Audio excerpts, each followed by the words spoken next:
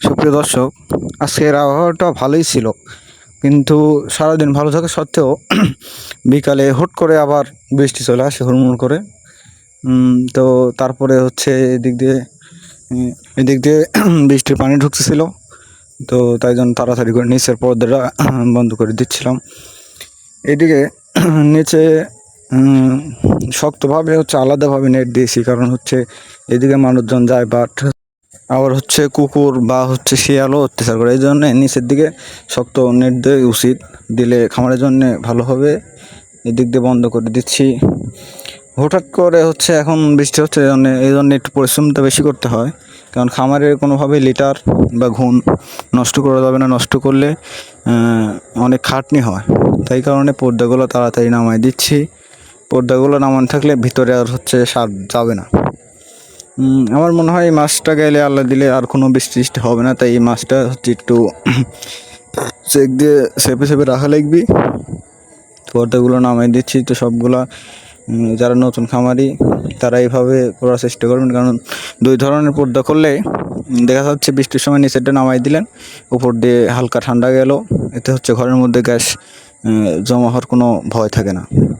দেখুন কি মুষলধারে বৃষ্টি হচ্ছে এখানে। মুরগিগুলোর তো অবস্থা একবারেই খারাপ।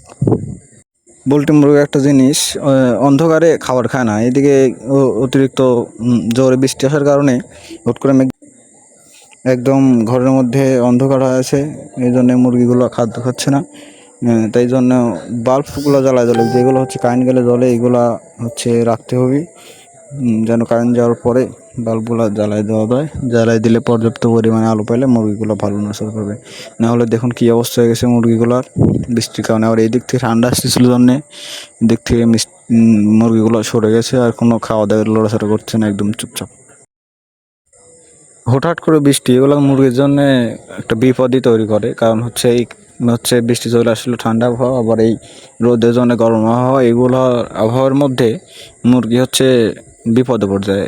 আবহাওয়াটা খুব হচ্ছে ম্যাটার করে মুরগির জন্য, বিশেষ করে পোলট্রির জন্য, কারণ আবহাওয়ার উপর, তাপমাত্রার উপর ভিত্তি করে মুরগিগুলো হয়। এই যে এগুলো হচ্ছে এই বৃষ্টি আসার আগে এরকম ছিল, মুরগিগুলো কি সুন্দর চড়াই ছিটায় চারিদিকে সলক ছিল, কিন্তু বৃষ্টির কারণে অন্ধকার হয়ে মুরগিগুলো একদম দুর্বল হয়ে গেছে, অবস্থা খারাপ। তাই এমার্জেন্সি বাল্বগুলো সবারই প্রস্তুত থাকতে হবে, বা জেনারেটরের ব্যবস্থা করতে হলে মুরগির জন্য সর্বোচ্চ পরিমাণে ভালো। এখন দেখুন কি সুন্দরভাবে মুরগিগুলো আছে, খাবারগুলো খাচ্ছে। এগুলো খুবই গুরুত্বপূর্ণ মুরগির জন্য। ওষুধপাতি হচ্ছে এখন ভিটামিন কিছু ব্যবহার করা উচিত, 10 থেকে 15 দিনের মধ্যে। ভিটা 3 এখন দিয়েছি, যেন হচ্ছে মুরগি ল্যাংড়া না হয়। এরকম বিভিন্ন ধরনের মেডিসিন থাকে, এগুলা মানসিক ভাবে জ্ঞান অর্জন করে এগুলো নিজের নিজের দিতে হবে, দিলে সর্বোচ্চ পরিমাণে ভালো।